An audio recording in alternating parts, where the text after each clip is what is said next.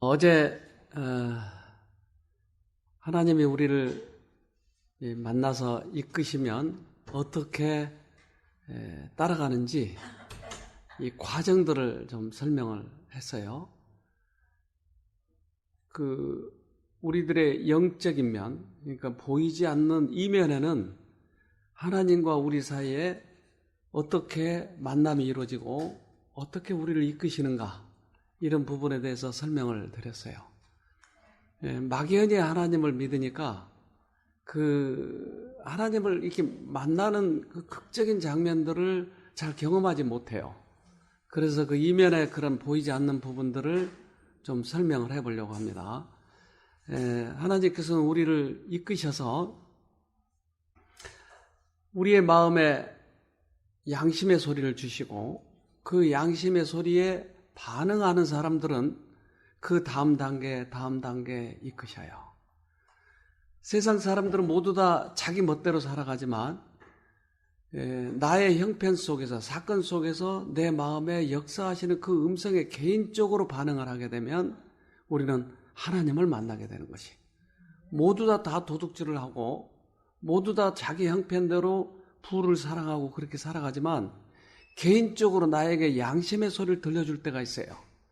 근데 그 음성에 내가 반응을 하면 어떠한 사람이든지 하나님이 오셔서 나에게 그 다음 단계를 이끌어 주셔요. 그래서 혈루병 환자는 개인적으로 하나님을 만나게 된 것이, 만진 그것을 하나님은 귀히 보시고 병을 치료하셨어요. 자, 로마서 8장 28절에는 너희가 알거니와 하나님을 사랑하는 자 곧 그 뜻대로 부르심을 입은 자들에게는 모든 것이 합력하여 선을 이루느니라. 또 미리 정하신 그들을 또한 부르시고 부르신 그들을 또한 의롭다 하시고 의롭다 하신 그들을 또한 영화롭게 하셨느니라. 네, 어제 이걸 설명했어요. 하나님이 우리의 양심에 말씀하셔서 거기에 반응하는 사람들은, 그것은 그 뜻대로 부르심을 입은 사람들을 이렇게 표현했어요.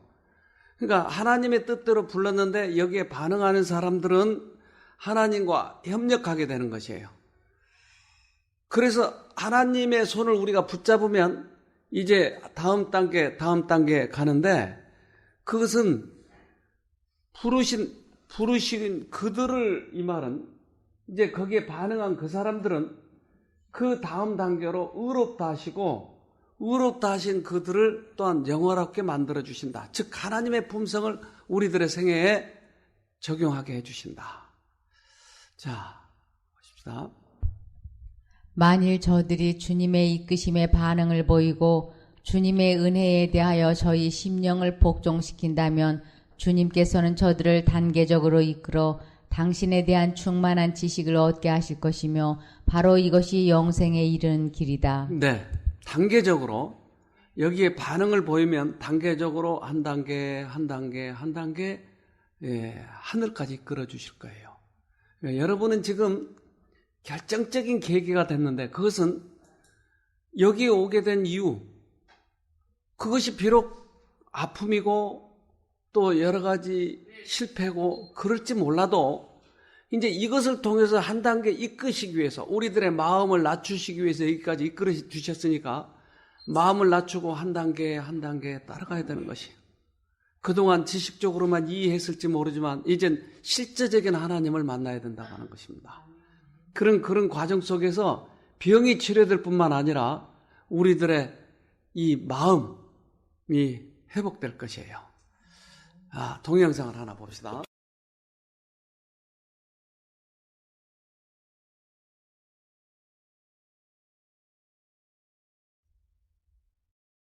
날씨가 갑자기 몇 시간 만에 영하로 떨어진 겁니다. 특히 눈을 동반하는 경우에는 더욱 급작스러운 변화로 이어지죠. 마치 겨울로 돌아간 것 같았습니다. 이 툰드라에서는 눈이 거의 사라진 상태였는데 하룻밤 사이에 세상이 하얗게 변하면서 영하 10도까지 떨어진 거죠. 새들은 눈 속에서 먹이를 찾지 못하고 힘들어하고 있었습니다. 이런 날씨는 번식을 어렵게 합니다. 흰기러기는 상당수가 알을 포기했지만 솜털오리는 절대 포기하지 않았죠. 솜털 오리는 눈에 파묻힌 상태로 알을 품고 있었습니다. 그리고 가끔씩 머리만 움직여서 바깥 상황을 살피고 있었죠.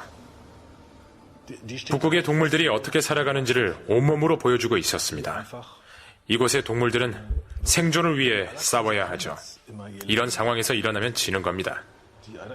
하지만 이 작은 오리는 눈에 파묻히면서도 끝까지 그 자리에 앉아서 알을 지키고 있었습니다. 죽을지도 모르는데 끝까지 알을 지키고 있었네요. 그 자기가 날아가 버리면 될 텐데 왜 그걸 지키고 있죠? 새끼를 목숨보다 더 사랑하니까. 그러니까 하나님의 이 창조물들은 하나님의 품성을 그들이 가지고 있는 거지. 알을 품고 있는 것이에요. 예수님도 이 땅에 오신 이유는 우리를 살리시기 위해서 오신 것이에요. 마리아가 애를 낳으세요. 예수님을 낳으세요. 왜 예수님이 이 땅에 오셨다고요? 하늘의 하나님인데. 이사야 61장 1절에는 주 여호와께서 내게 영을 주셨다. 여호와께서 내게 기름을 부으셔서 가난한 사람들에게 기쁜 소식을 전하게 하셨다.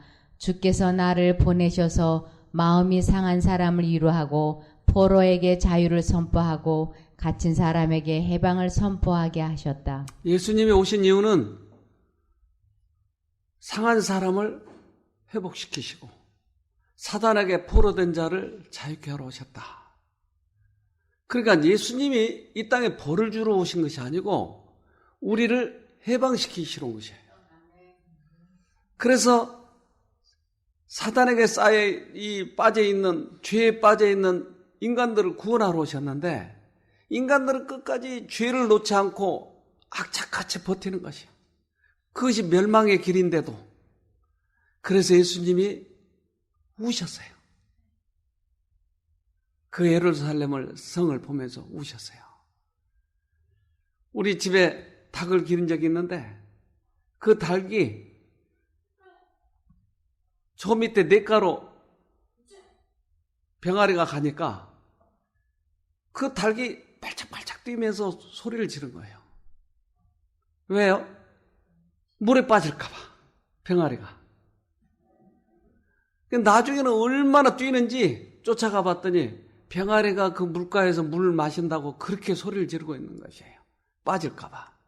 마태복음 23장 37절에는 예루살렘아 예루살렘아 선지자들을 죽이고 네게 파송된 자들을 돌로 치는 자여 암탉이 그 새끼를 날개 아래 모음같이 내가 내 자녀를 모으려 한 일이 몇 번이냐 그러나 너희가 원치 아니하였도다. 예수님이 우시는 이유가 아무리 날개 아래 모음같이 모으려고 해도 결국은 그들이 자기 멋대로 가서 예루살렘 성이 멸망해버릴 때까지 그들이 죽게 된 것이에요. 그래서 우셨어요. 예수님은 이 땅에 벌 주러 오신 것이 아니고 우리를 구원하러 오셨어요. 암탉을 보면 알잖아요. 암탉이 어떻게 했는지.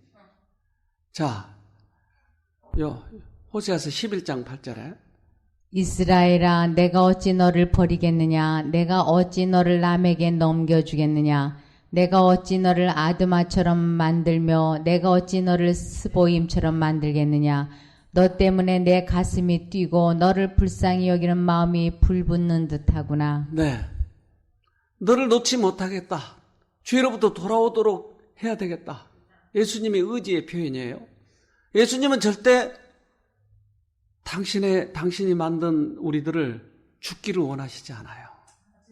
여러분 꼭 살아야 돼요. 그래서 결심해야 됩니다.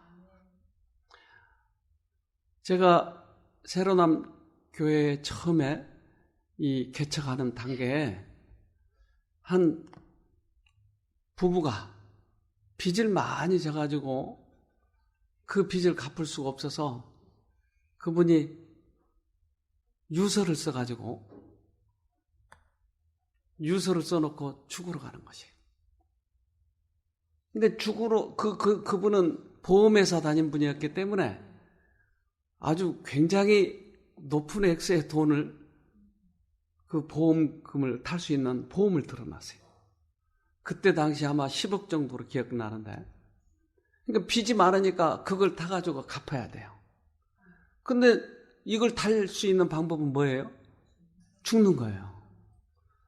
근데 자살하면 돈이 안 나온대요. 그럼 어떻게 해야 돼요? 교통사고를 위장한 죽음이에요. 자살이에요. 그래서 청평 거기 도로를 13번째 답사해가지고 거기서 떨어졌어요.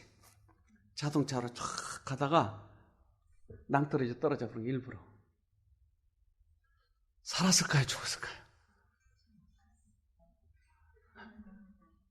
그런데 이 도로 위에서는 보이지만 바로 밑에는 안 보이잖아요. 저기는 보이지만. 근데 물인 줄 알고 떨어졌는데 이게 백사장이었어요. 이게. 그래가지고 잠깐 기절했다 깨보니까 자기가 살아있는 것이에요. 이 사람이 동부간선도로에서 또 교각을 들이받아가지고 죽을 뻔했는데 여기 이 얼굴이 다 망가져버리고, 그래서 지금도 입을 이만큼밖에 못 열어. 수술을 했지만 다 망가져버려요. 그래서 또 살았어요. 그러니까 유서를 10몇 개를 쓴 거예요. 계속. 그걸 나중에 저한테 보여주더라고요. 근데 마지막에 또 이제 가려다가 이제 저한테 와서 얘기를, 자초지종을 다 얘기하는 거예요. 왜 그가 죽고 싶은 마음이 있었을까요?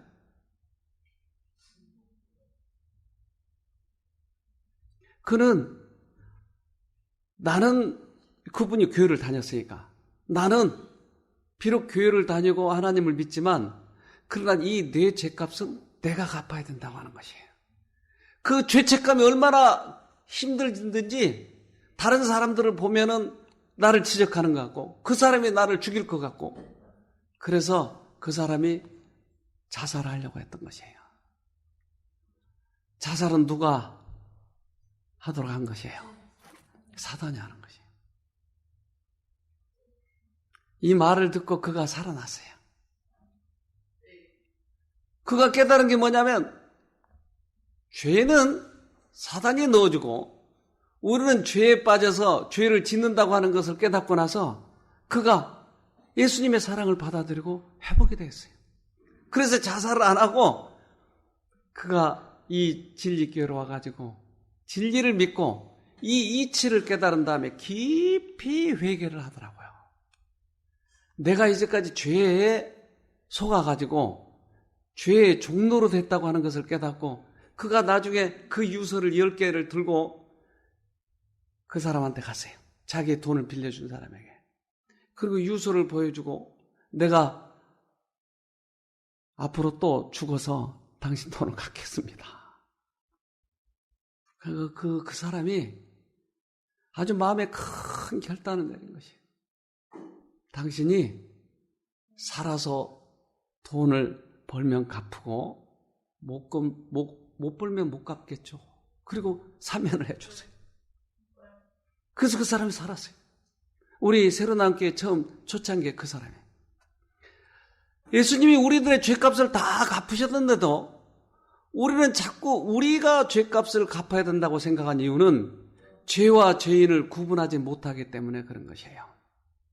그래서 예수님이 실제적으로 우리들의 죄값을 갚으시고 죄의 그 벌을 다 감당하셨다고 하는 것을 우리가 알게 되면 달라집니다. 베드로전서 2장 24절에 신이 나무에 달려 그 몸으로 우리 죄를 담당하셨으니 이는 우리로 죄에 대하여 죽고 의에 대하여 살게 하려 하심이라.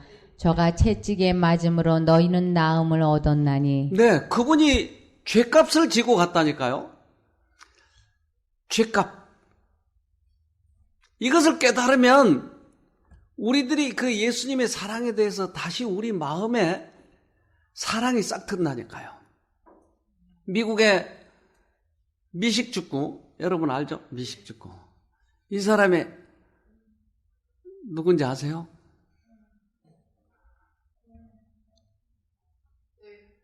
누구더라 이 사람이? 하인스 워드야, 하인스 워드. 그래서 이 말하자면 그 한국 사람과 흑인 사이에 난 아이들 혼혈아요, 혼혈아. 그래서 이 사람이 MVP가 돼가지고 한인 사이에서 큰 열풍이 일었어요. 즉 미국인과 한국인 사이에 난 이 사람들은 상당히 미국에서도 대접을 못 받는데, 근데 1등 민족은 백인이고 2등 민족은 누구예요? 좀 색깔이 황색? 아니 흑인. 그리고 3등 민족은 황인종이에요. 그래서 흑인들도 황인종을 상당히 멸시해요, 미국에서. 그런데 흑인과 한인 사이에 난 이 혼혈아, 이 사람이 어디였어요? 그래서 그걸 부끄러워했어요. 학교를 가면 그 미국은 부모가 꼭 데려다 줘야 되잖아요, 학교를. 그래서 학교를 가면 엄마가 태워다 줘요. 그럼 이 워드는 창피하니까, 자기 엄마가 한국 사람이니까 창피하니까 차 시트 밑에 탁 숨어요. 그래가지고 살짝 내다봐서 아무도 없으면 문 열고 뛰어나가는 거예요. 자기 엄마를 그렇게 부끄러워하는 것이에요. 최선을 다해서 아이를 위해서 그렇게 도와주는데도 자기 엄마를 부끄러워하는 것이에요. 그런데 어느 날 밑에 숨었다가 문을 열고 탁 튀어나가려고 하는데 엄마 얼굴을 보니까 엄마가 울고 있는 거예요. 이때 엄마가 자기를 얼마나 사랑하고 마음 아파하는지를 깨닫게 돼요. 그래서 그때부터 우리 엄마지, 나를 이 세상에서 가장 사랑하는 사람은 엄마지. 그리고는 엄마를 부끄러워하지 않게 됐어요, 그때부터. 그래서 마음을 잡고 공부를 열심히 하고 미식축구를 열심히 해가지고 MVP를 탄 거예요. 그래서 이 사람이 한국에도 왔어요. 그래서 한국인이라고 하는 게 자랑스럽다고 얘기하고 김영삼 대통령도 만나고. 그런데 그가 그 상을 받으면 몇 억을 받은지는 잘 모르겠는데 그걸 받자마자 엄마에게 최고급 차를 선사를 했어요. 그리고 인터뷰를 할 때 이렇게 얘기했어요. 저는 어머니에게 포기하지 않는 근성과 끈기, 정직과 신뢰, 희생정신과 성실성, 그리고 무엇보다 사랑을 배웠습니다. 지금의 저를 만든 것은 어머니가 몸소 실천하신 그 가치 때문이었습니다. 어머니에게 뭘 배웠어요? 무엇보다 사랑을 배웠다고 하는 것이에요. 그러니까 워드를 바꿔준 것은 뭐였어요? 엄마의 사랑이었어요. 그런데 우리는 배은망덕해요. 그런데 어머니의 사랑을 깨달으면 우리는 변화되는 것이에요. 예수님의 사랑을 깨달으면 변화되는 것이에요. 예수님의 사랑을 보면 우리는 달라지는 것이에요. 요한복음 12장 32절에 내가 땅에서 들리면 모든 사람을 내게로 이끌겠노라 하시니. 그러니까 예수님의 십자가를 보면, 땅에서 들리면 왜 예수님이 죽으셨는지를 알게 되니까 그때서부터 내가 예수님의 사랑에 이끌려 가게 된다 이 말이에요. 그런데 우리는 예수님을 바라보지 않으니까 자기 의로 구원 얻으려고 하고 자기 자신으로 뭔가 무엇을 해보려고 하는 거예요. 예수님을 못 본 것이에요. 우리 영상을 하나 봅시다. 그러면 엄마가 여기다가 부어볼게. 어떤 게 더 많은지 얘기해줘야 돼. 몇 번이고 같은 양의 물이라는 걸 확인시켜 준 후 바로 눈앞에서 그릇만을 바꾼 다음 물의 양을 물어봅니다. 준아, 그릇이 달라졌지? 응. 그럼 엄마가 문제 내볼게. 어떤 게 더 많은 거 같아? 많은 거 가져보세요. 그럼 어떤 거 가져갈 거야? 가져가봐. 준이 앞으로. 그거 가져갈 거야. 이게 더 많아서? 이쪽 게 많아요? 이쪽 게 많아요? 이쪽 게. 자기가 바라보는 그릇의 차이만을 믿어버리는 거죠. 7살만 되어도 더 이상은 속지 않습니다. 주황색 물이 많을까? 파란색 물이 많을까? 똑같아. 그렇지. 똑같아. 4살 아이들은 세상 사람들이 모두 자기가 보는 것과 같은 것을 보고 있다고 믿습니다. 예담이 지금 뿡뿡이 어디가 보여요? 눈. 눈이 보여? 그러면 예담아 지금 저기 초록 의자에 앉아있는 친구가 노랑이거든? 노랑이랑 인사해봐. 안녕. 그러면 노랑이는 뿡뿡이 어디가 보일까? 입이 보여? 어디가 보이나요? 뭐가 보여 뿡뿡이? 눈이 보였어. 그럼 노랑이는 뿡뿡이 어디가 보일까? 발가락? 노랑이는 뿡뿡이 아이들은 어디가 모두 보일까? 노랑이도 자신과 같은 쪽을 보고 있다고 눈이 말합니다. 보여요? 그러면은 뒤에 7살은 있는 어떨까요? 아이들은 이제 다른 사람의 시각이 있을 수 있다는 걸 알게 됩니다. 다른 사람의 시각, 관점을 아는 것은 중요한 시작입니다. 우리들은 우리들이 보는 시각이 전부인 것처럼 생각하니까 애들은 뒤에서 보면 엉덩이가 보일 텐데 눈이 보인다고 생각하는 거예요. 다른 사람은 엉덩이가 보이는데도 우리는 내가 보는 눈을 그것이 다른 사람의 눈인 것처럼 착각하고 있어요. 내가 생각하는 것이 전부인 것처럼 착각하고 있는 것이에요. 예수님은 우리들의 죄값으로 돌아가셨고 우리들의 죄를 모두 다 받으셨는데 우리는 우리 죄값은 우리가 치러야 된다고 생각하는 것이에요. 크게 속았어요.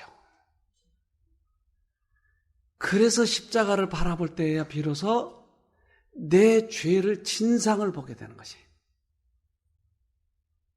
우리는 우리들의 판단 기준과 우리들이 이제까지 경험했던 것 이것이 전부인 것처럼 생각하니까 우리는 내 죄는 하나도 없는 것처럼 보이고 다른 사람의 죄만 보이는 것이에요. 그런데 예수님을 바라볼 때야 내 죄가 깨달아지게 되는 것이에요. 죄의 진상을 깨닫게 되는 것이에요. 그런데 이렇게 많이 속으면 속을수록 더 고집이 세고 더 강하고 다른 사람 말을 듣지 않으려고 하고 겸손하지 못하고 교만하고 자기 혼자의 기준이 전부이니까 아직 못 깨닫고 있다고 하는 것이에요. 그런데 예수님의 기준을 보게 되면 내가 얼마나 죄인이라고 하는 것을 깨닫게 되는 것이에요. 자, 읽어보십시다. 주께서는 계속적으로 죄인의 마음을 감동케 하여 세상 죄를 지고 가는 하나님의 어린 양이신 당신 자신을 바라보도록 주의를 환기시키신다. 네. 하나님은 그래서 예수님이 십자가에 달려 돌아가신 그것을 자꾸 보도록 만드는 거예요. 내 죄 때문에 돌아가셨고 그분이 그 죄의 진상을 보도록 하는 거예요. 죄. 즉 예수님을 죽인 것은 죄가 죽인 것이에요. 죄. 죄값을 다 치르느라고. 그렇다면 우리들의 죄값도 그분이 치르셨냐 하는 것이에요. 그러면 지금 뭐가 미운 거예요? 사람이 미운 거예요? 죄가 미운 거예요? 여러분, 사람이 미운 거예요? 죄가 미운 거예요? 죄가 미운 것이에요. 이 진상을 보도록 하기 위해서 십자가에서 달려 돌아가셨다고 하는 것이에요. 네. 그리스도께서는 죄인들을 이끄셔서 당신의 십자가를 쳐다보게 하며 그들의 죄가 그분을 돌아가시게 했다는 것을 깨닫게 해주신다. 그들의 양심에 번민이 생긴다. 그리하여 그들은 그 죄들의 진상을 사실대로 깨닫게 된다. 죄인들을 이끄셔서 십자가를 보게 하시고 그 십자가가 왜 예수님이 죽으셨는지를 깨닫게 해준다. 그러니까 죄의 진상을 보게 해주는 것이에요. 근데 우리는 죄와 죄인을 구분하지 못하고 죄를 지은 사람을 미워해버리니까 대부분의 사람들이 여기서 실패를 하는 것이에요. 죄의 진상을 보지 못하니까 영상을 하나 봅시다. 당뇨의 합병증은 머리부터 발끝까지 인간의 모든 기관에서 발병할 수 있다. 혈액 속의 높은 포도당이 인체의 망막시신경과 혈관을 막아 망막병증과 같은 시력장애가 올 수 있다. 당뇨병입니다. 심장 내 가장 큰 혈관인 관상동맥이 막혀 뇌경색이나 심근경색을 일으킬 수 있다.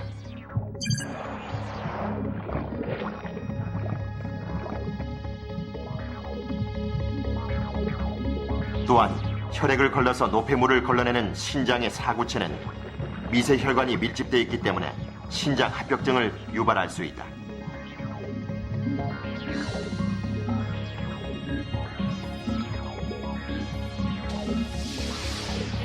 뿐만 아니다. 혈액 속의 높은 포도당은 동맥경화증을 일으켜 다리로 가는 동맥들을 막게 된다. 그 결과 발끝에 혈액 공급이 잘 되지 않아 발가락이 썩을 수 있다.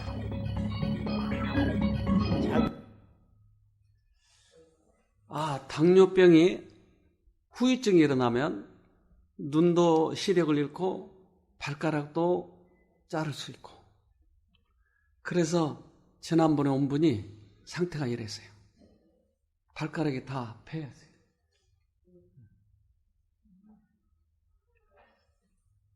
근데 이분이 오셔서 발가락이 이렇게 패이고, 이제 의정부 그 내과 병원에 갔는데, 외과 병원에 갔는데 이걸 잘라야 된다는 거예요, 다리를. 그래야 더 이상 염증이 진행되지 않고 잘라야 된다는 거예요. 그러니까 이분은 다리가 자르기 싫으니까 여기 온 것이었어요. 그분은 미국에서 하는 그 차 딜러를 했는데, 그러다가 노름을 하다가 돈을 많이 잃었어요. 그리고 그가 당뇨병에 심해가지고 한국에 나왔는데, 한국에서 이제 병원에서는 자르자고 하는 것이에요. 그래서 여기 한 달 정도 있었을 거예요. 근데 제가 병원에 몇 번 데리고 갔거든요. 데리고 갔는데 의사는 똑같은 말을 해요. 이건 잘라야 됩니다. 다른 방법이 없습니다. 그래서 이분이 퍽이나 많이 고민을 하고, 그런데 어느 날 여기서 충실히 이 생활하는데 어느 날 막 소리를 지른 거예요, 방에서. 그래서 뛰어가 봤더니 이 다리가 아파서 견딜 수가 없다는 거예요. 그래서 그럼 빨리 병원 갑시다 그랬더니 아니요. 그리고 또 막 웃는 거예요. 아니, 울다가 웃다가 막 그러는 거예요. 그래서 왜 그러세요? 그랬더니 내 신경이 돌아오는 거예요. 아픈 것은 좋은 거예요, 나쁜 거예요? 느낌이 온다고 하는 것은 지금 신경이 다시 회복되고 있다는 얘기예요. 그러면서 얼마나 좋아서 웃고 울고 막 그러는지 몰라요.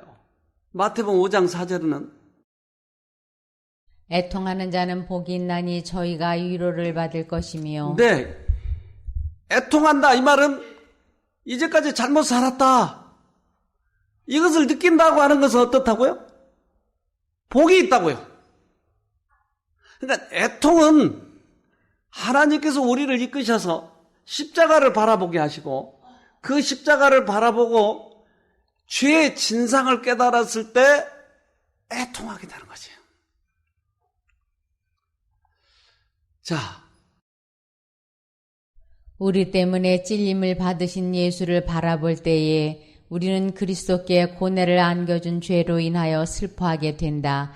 이러한 애통이 죄를 버리게 하는 것이다. 네, 이러한 애통만이 죄를 버리게 하는 거예요. 그런데 죄에 대한 두려움, 죄를 인해서 나중에 벌을 받겠다고 하는 두려움은 죄를 버리게 하지 못해요. 꽤 많은 사람들이 회개를 하지 못한 이유는 그 십자가를 통해서 예수님의 사랑을 경험하고 예수님이 우리 죄 때문에 돌아가셨다고 하는 그 죄의 진상을 깨닫지 못하고 두려움으로 회개인 것처럼 착각하게 하는 것이에요. 그러나 십자가만이 우리들에게 죄를 버리게 하는 것이에요.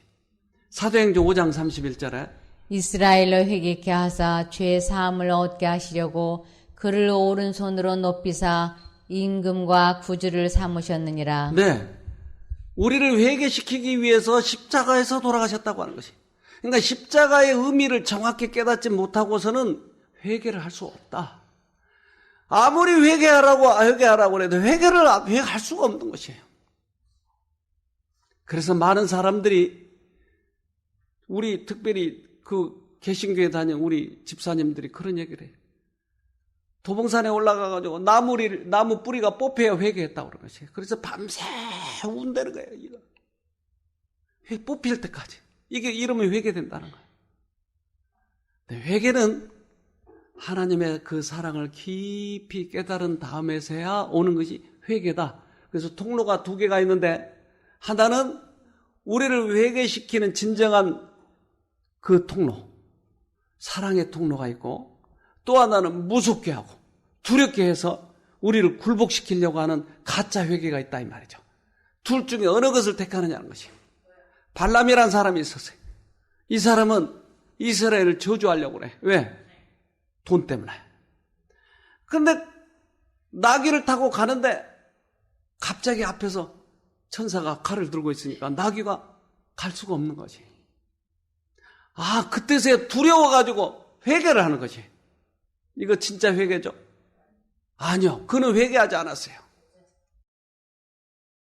발람은 칼을 빼어들고 자기의 가는 길에 선 천사를 보고 두려워서 자기 생명을 잃을까 염려하여 자기 죄를 자백하였다. 그러나 그는 진정으로 죄를 회개하지도 않았고 목적을 변하지도 않았고 악을 미워하지도 않았다. 네, 그러니까 우리가 진정한 회개를 보자고 하는 거예요. 지금 대부분의 사람의 경우에 있어서 이 죄에 대한 결과가 무섭기 때문에 회개를 하는 척하는 것이 무서우니까, 두려우니까. 그런데 이것은 진정한 회개가 아니고 십자가를 통해서 십자가가 어떠한 의미가 있었는지, 죄 때문에 돌아가신 그 예수님의 의미를, 사랑을 깊이 깨닫기 전에는 우리가 죄를 버리려고 하지 않은 거예요. 오히려 두려움 때문에 피하려고 하는 것이에요. 유다는 예수를 팔았지만 그것이 얼마나 큰 죄인지를 몰랐어요. 그런데 유다는 그 죄의 두려움 때문에 자살을 해버린 거예요. 이거 회개죠? 아니요. 자, 가룟 유다도 자기의 주를 판 후에 부르짖기를 내가 무죄한 피를 팔고 죄를 범하였도다고 하였다.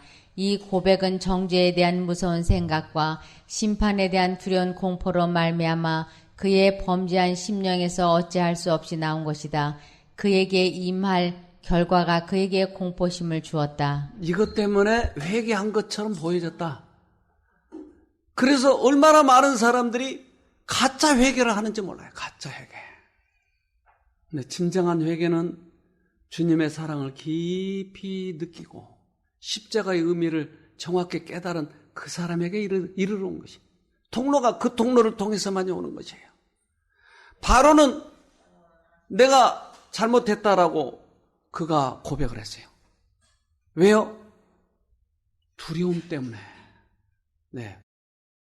바로가 하나님의 형벌로 재앙을 당할 때에 형벌을 더 받지 않기 위하여 자기 죄를 자복하였으나 그 재앙이 그치자마자 다시 하나님을 거역하였다.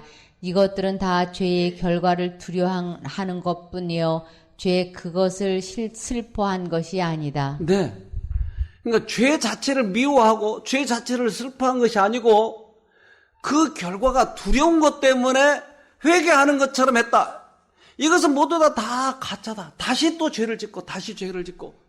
그래서 그 십자가의 진정한 의미, 죄를 짓게 된 이유, 이런 것들을 깨닫게 되면 우리들이 진정한 죄에 참된 슬픔이 오게 되더라 이 말이에요. 우리는 흔히 우리의 악한 행실이 자신에게 좋지 않은 결과를 초래하기 때문에 슬퍼한다. 그러나 이것은 회개가 아니다. 죄를 진정으로 슬퍼하는 것은 성령의 역사의 결과이다. 성령께서는 구주를 모욕하고 슬프시게 한 감사하지 아니한 마음을 드러내어 우리로 십자가 밑에서 통회하게 하신다. 모든 죄로 말미암아 예수께서 다시 상처를 입으시는 바 우리 때문에 찔림을 받으신 예수를 바라볼 때에 우리는 그리스도께 고뇌를 안겨준 죄로 인하여 슬퍼하게 된다. 이러한 애통이 죄를 버리게 하는 것이다. 네.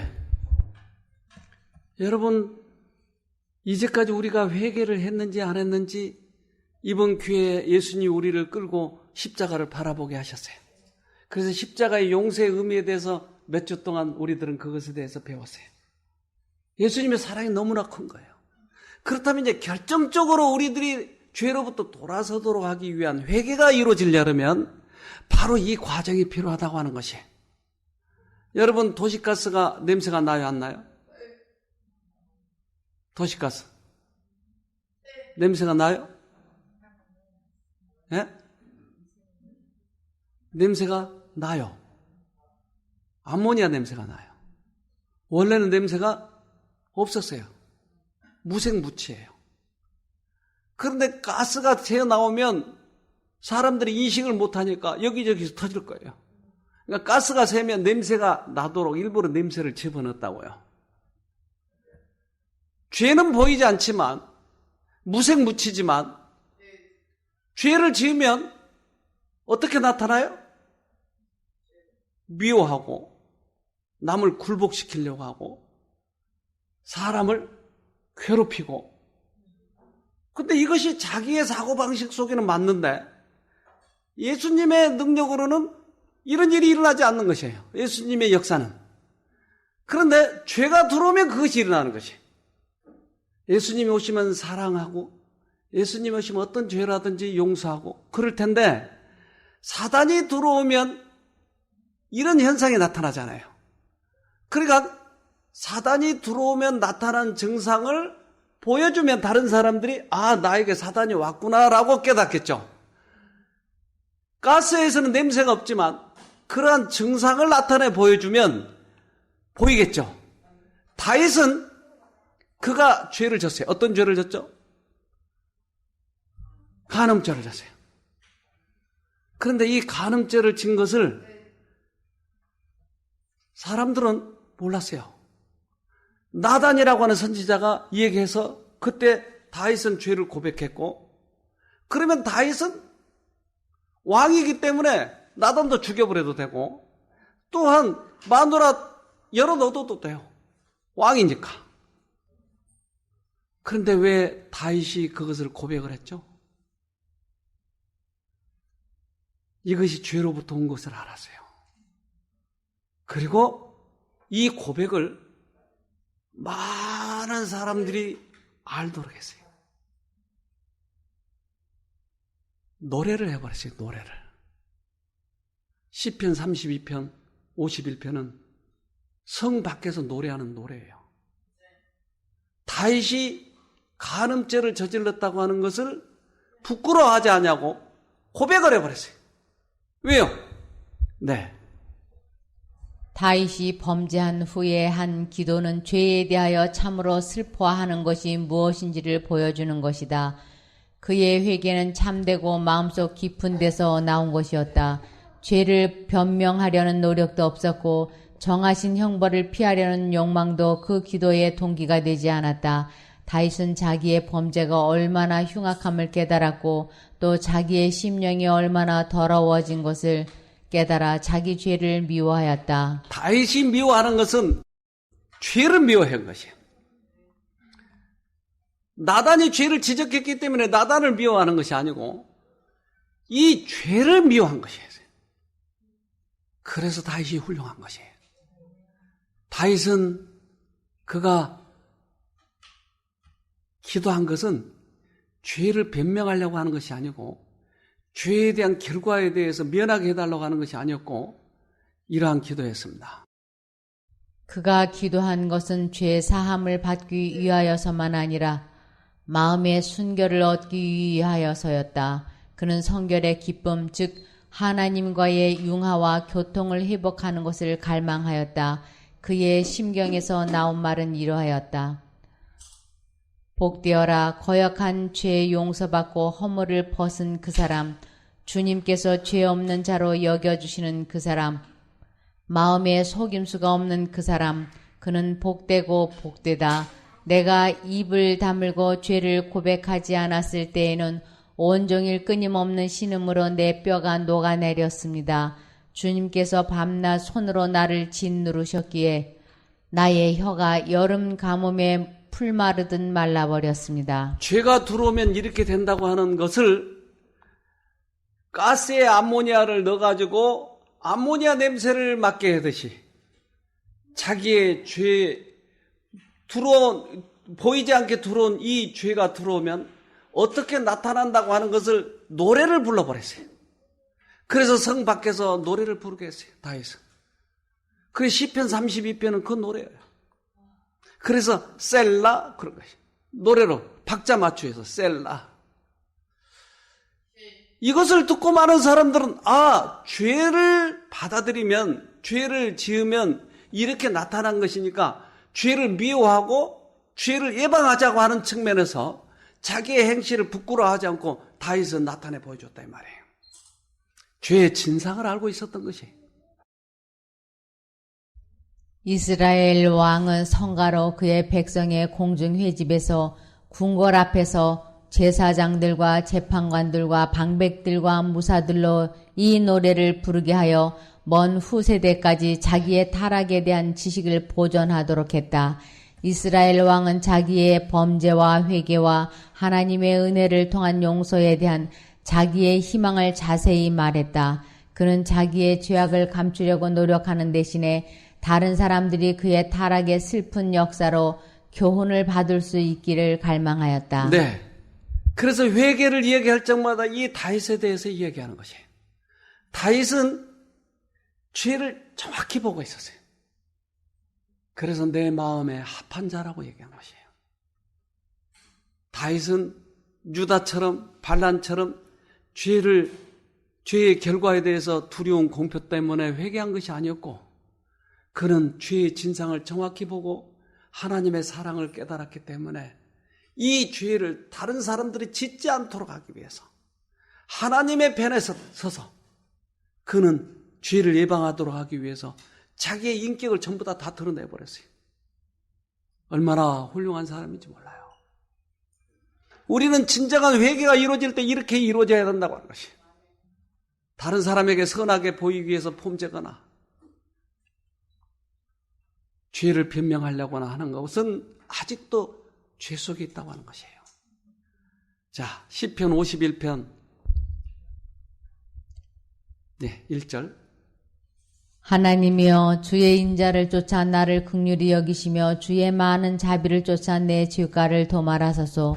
나의 죄악을 맑게 씻기시며 나의 죄를 깨끗이 제하소서. 하나님이여 내 속에 정한 마음을 창조하시고 내 안에 정직한 영을 새롭게 하소서. 나를 주 앞에서 쫓아내지 마시며 주의 성신을 내게서 거두지 마소서. 주의 구원의 즐거움을 내게 회복시키시고 자원하는 심령을 주사 나를 붙드소서. 그러하면 내가 범죄자에게 주의 도를 가르치리니 죄인들이 주께 돌아오리이다. 하나님이여 나의 구원의 하나님이여 피 흘린 죄에서 나를 건지소서. 네. 밧세바 동침한 후에 이 시를 지었어요. 그것은 죄에 대한 변명이 아니었고 죄로부터 벗어나게 해주소. 그리고 나에게 정결한 마음을 다시 한번 허락하시라고 하는 다윗의 성실한 회개의 시였어요. 시편 32편과 51편은 그가 회개의 증거를 보여준 시였어요. 자, 영상을 하나 보겠습니다. 꽃가루가 다른 종류의 식물에 전달되어 쓸모없게 되는 경우도 많습니다. 이런 경우를 방지하기 위해서 많은 식물들은 독점 서비스를 받기를 원하고 그를 위해서 특별한 방법을 고안하기도 합니다. 남아프리카 희망봉에서 서식하는 희망봉 용담도 특별한 방법을 고안해냈습니다. 이 식물은 매개자인 곤충에게 보답으로 먹을 수 있는 꽃가루를 제공합니다. 어린 호박벌은 많은 양의 꽃가루를 다리에 있는 주머니에 넣어갑니다. 이 수술들은 찾아오는 모든 곤충에게 노란색 꽃가루를 제공하는 것처럼 보이지만 사실은 그렇지 않습니다. 여기 노란색 부분은 단순히 빈 통에 불과하고 꽃가루는 그 안에 안전하게 담겨 있습니다. 겉모양에 끌려 날아온 투구 풍뎅이는 전혀 성과를 얻지 못합니다. 그렇다면 이 벌들은 어떻게 그 많은 양의 꽃가루를 얻을 수 있을까요? 그건 벌이 꽃으로 다가갈 때 조용히 소리를 들어보면 알 수 있습니다.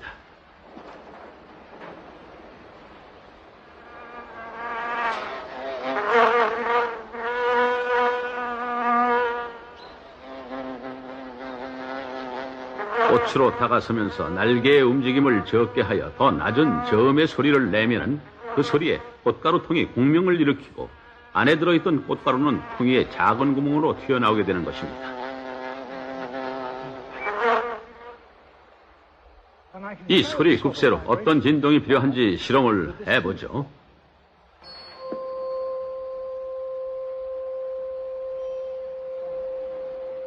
어떻습니까?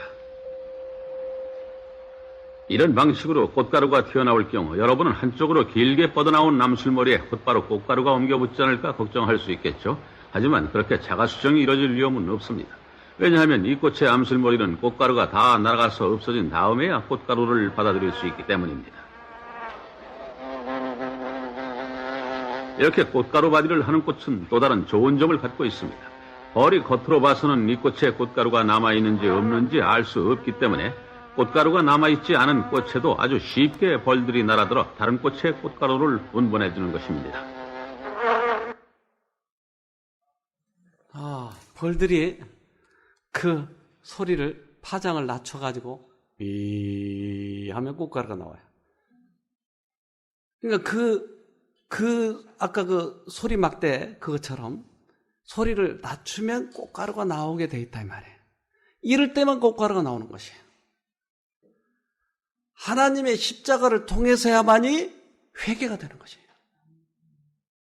아무리 높은 소리를 내고 내가 선하다고 소리를 지르고 아무리 선한 일을 하고 회개를 한다고 폼재고 그래도 거기에는 꽃가루가 나오지 않아요.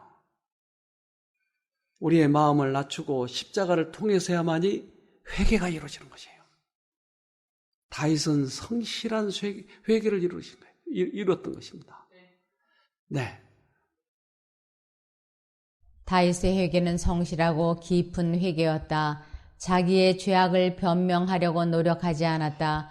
그의 기도에는 경고된 형벌을 피하려는 욕망이 없었다. 오히려 하나님께 대한 자기의 죄의 흉악함과 자기 영혼의 더러움을 보고 죄를 미워하였다. 그의 기도한 것은 용서만을 얻고자 함이 아니요 마음의 정결을 얻기 위함이었다. 이것이 진정한 애통이다 하는 것이. 하나님께서는 우리들에게 지금 그 꽃가루를 얻기 위한 소리를 내기를 원하는 것이에요. 이제 주님 앞에서 우리가 다시 한번 마음을 겸손하게 합시다. 다윗은 성실하게 그 죄를 회개했어요. 다윗은 비록 넘어졌으나 여호와께서는 그를 일으키셨다. 다윗은 이제 타락하기 전보다 훨씬 더 하나님과 조화를 이루고 이웃들에게 동정적이었다. 다윗은 달라졌어요. 그가 이제는 새로운 사람이 된 것이. 그래서 이제까지 가식적으로 신앙을 하고 뭔가 다른 통로가 있는 것처럼 회개한 것처럼 폼재고 그러지 말고 이제 여기 오신 이유는 하나님께서 이끄셔서 오셨기 때문에 그 반응에 내가 한 단계가 하면 성실하게 회개시켜 주실 것입니다. 꼭 승리하시기를 바랍니다. 네, 기도합시다. 하늘에 계신 아버지, 우리들을 그동안에 굽이 보호하셔서 우리의 마음에 말씀하셨고 또 그 음성을 듣고 여기까지 오지 않았습니까? 그래서 여기에 여러 가지 목적으로 왔지만 우리들의 병이 치료될 뿐만 아니라 성실한 회개가 이루어져서 하늘을 놓치지 않는 우리들이 되게 도와주시옵소서. 우리 조상들 구원받은 성실한 우리들의 선배들은 모두 다 이 과정을 겪었지 않습니까? 그래서 우리도 그 과정을 겪고 싶사오니 우리를 도와주시옵소서. 그리고 이번에 오신 당신의 아들, 딸들에게 모두 다 이러한 참된 슬픔이 일어날 수 있도록 은혜를 베풀어 주시옵소서. 우리를 죄에서 구원하신 예수님 이름으로 기도합니다. 아멘.